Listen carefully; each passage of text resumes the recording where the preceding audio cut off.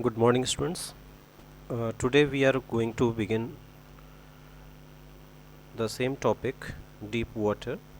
So let us continue here. Several hours later, I walked home. I was weak and trembling.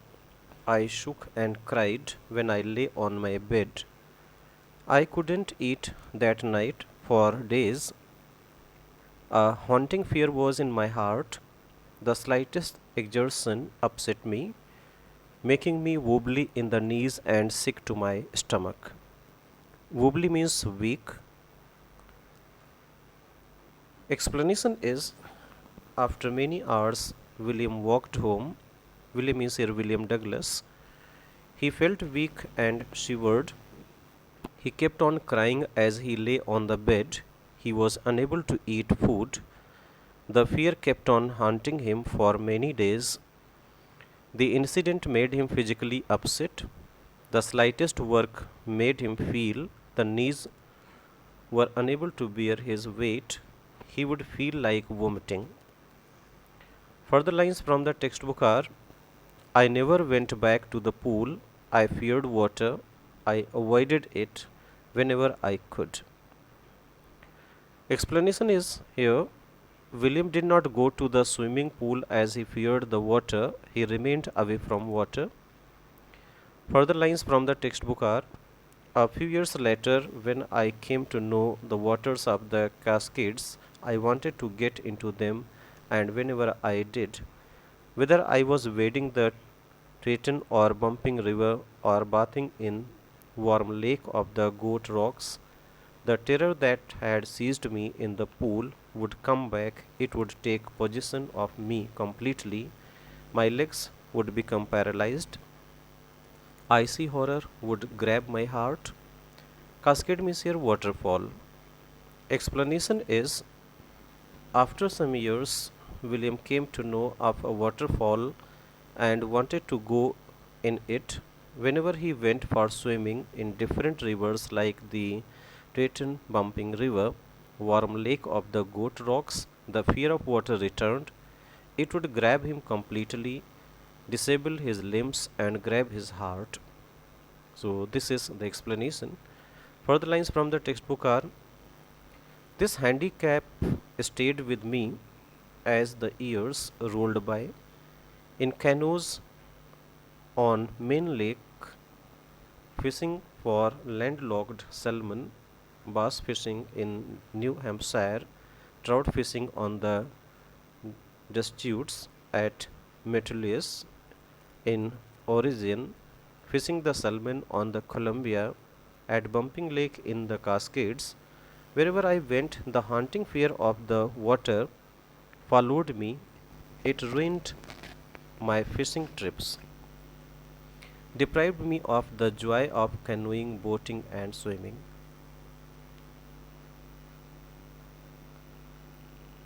Handicap means here a circumstance that makes progress or success difficult. Canoes means small boats. Ruined means destroyed. Deprived means to take away. The fear of water remained with William Douglas as he grew up.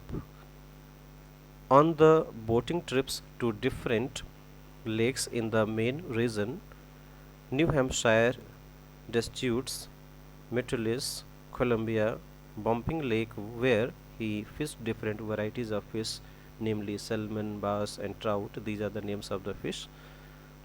The fear followed him. His fishing trips were destroyed as he did not enjoy boating and swimming due to the fear. Further lines from the textbook are I used every way I knew to overcome this fear, but it held me firmly in its grip. Finally, one October, I decided to get an instructor. Instructor means a trainer, and learn to swim. I went to a pool and practiced 5 days a week. An hour each day, the instructor put a belt around me. A rope attached to the belt went through a pulley that ran on an overhead cable. He held on to the end of the rope, and we went back and forth across the pool. hour after hour, day after day, week after week. On each trip across the pool, a bit of the panic seized me. Each time the instructor relaxed his bold hold on the rope and I went under, some of the old terror returned and my legs froze. It was 3 months before the tension began to slack. Then he taught me to put my face under water and exhale, and to raise my nose and inhale. I repeated this exercise hundreds of times. Bit by bit, I shed part of the panic that seized me when my head went under water. Dear students, cable means here thick rope, slack means to reduce, shed means removed, panic, fear, seized means gripped. Explanation is William Douglas tried to ward off the fear but was unable to get rid of it. Finally, in the month of October, he hired an instructor to teach him swimming. He would practice for an hour each day, 5 days a week. So, this was the practice duration hour. William describes the learning process. The instructor put a belt around William's waist. The belt was attached to a thick rope. The rope went through an overhead pulley and was held by the instructor. It ensured that in case William drowned, the instructor would pull him out. William swam across the length of the pool for several weeks. Whenever the instructor loosened the rope, he went down into the water and the fear would return. It would immobilize his legs. It was after 3 months of practice that William got comfortable. Then the instructor taught him to breathe in the water. He taught him to put his face under the water and exhale his breath. He was taught to raise his nose out of the water and inhale. William practiced several times. Gradually, he got rid of the panic that would grab him when he put his head under the water. Further lines are from the text. Next, he held me at the side of the pool and had me kick with my legs. For weeks, I did just that. At first, my legs refused to work, but they gradually relaxed, and finally, I could command them. Command means here order. In third phase of the learning process, the instructor taught William to kick the water surface with his legs. He did this for many weeks. Initially, his legs did not move, but gradually they relaxed, and finally, William could order them to kick in the desired way. Thus, piece by piece, he built a swimmer. These are the lines from the textbook. And when he had perfected each piece, he put them together into an integrated whole. In April, he said, "Now you can swim, dive off, and swim the length of the pool, crawl, stroke." Stroke means a particular style of moving the arms and legs in swimming. Explanation is here. Finally, the instructor made a swimmer out of William in phases. When William had perfected each phase, he compiled them in the month of April. The instructor told William that now he could swim. He asked him to dive into the pool and swim the length of the pool in a particular style called the crawl stroke. I did. The instructor was finished. William swam and the classes came to an end. Further, the narrator says here that, but I was not finished. I still wondered if I would be terror stricken when I was alone in the pool. I tried it. I swam the length up and down. Tiny vestiges of the old terror would return, but now I could frown and say to the terror, trying to scare me, well, here's to you, look. And off I would go for another length of the pool. Vestiges means here traces. Explanation is here. William had not overcome the fear yet and wondered if the terror would grab him when he would be alone in the water. He tried to swim alone in the pool. The terror returned in small phases, but now, as he knew how to swim, he faced the terror with confidence. He swam another length of the pool.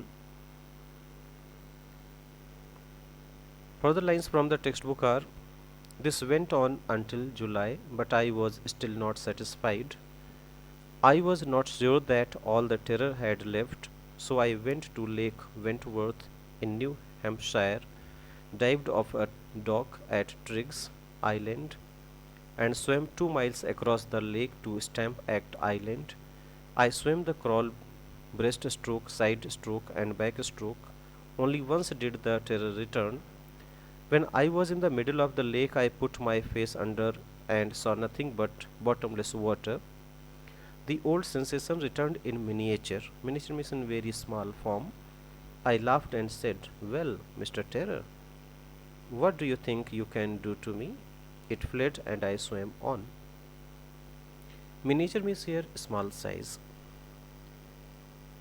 Explanation of the above passage is: William swam like this till the month of July but was not satisfied. He wanted to be sure that all of the fear had left him, so he went to Lake Wentworth in New Hampshire, dived into it from Triggs Island, and swam for 2 miles up to Stamp Act Island.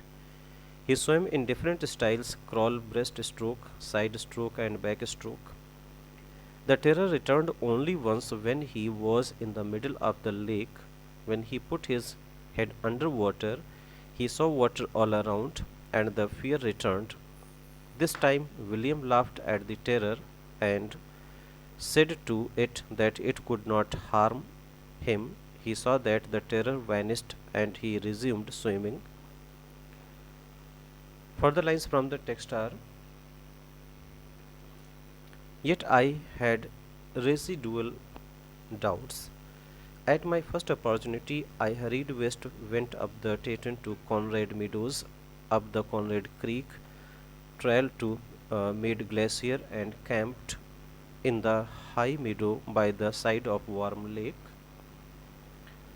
The next morning, I stripped, dived into the lake, and swam across to the other shore and back, just as Dog Corpon used to do. I shouted with joy, and Gilbert Peak returned the echo. I had conquered my fear of water. Explanation is: William still had some doubt about the fear, so he hurried towards the western direction.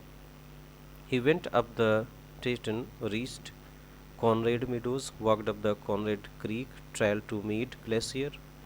He camped at the meadow by the warm lake. The next morning, he wore the swimming costume and dived into the lake. He swam across it to the other end and returned just like the famous American dog Corpon used to do. William Douglas shouted with joy as he had overcome his fear. His voice resounded as the mountain peak named Gilbert Peak reverberated it. He had overcome the fear. Further, he says, these are the lines from the textbook: The experience had a deep meaning for him, as only those who have known stark terror and conquered it can appreciate. In death there is peace. There is terror only in the fear of death. As Roosevelt knew when he said, "All we have to fear is fear itself," because I had experienced both the sensation of dying and terror that fear of it can produce, the will to live somehow grew in intensity. At last I felt released, means here free to walk the trails and climb the peaks and to brush aside fear.